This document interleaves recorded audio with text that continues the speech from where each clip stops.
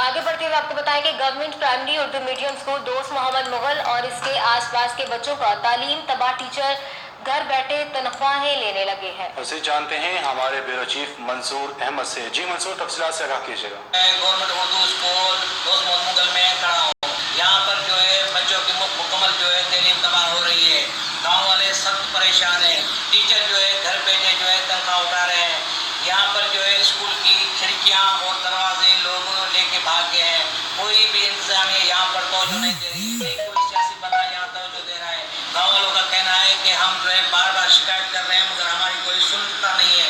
यहाँ पर जो है बच्चों ने और बड़ों ने जो है एहतजाज किया है और गवर्नमेंट सिंध से और जो है वज़ीर आज़म पाकिस्तान, वज़ीर आला सिंध और DC से अपील की है कि बराए मेहरबानी बच्चों की तालीम जो है तबाही के किनारे से बचाया जाए। यहाँ पर जो है जो स्कूल में जो है टीचर मुकर्रर किए गए हैं वो जो है घर बैठे तनख्वाह उठा रहे हैं। कोई भी टीचर स्कूल नहीं आता है। बच्चे जो है उनकी तालीम तबाह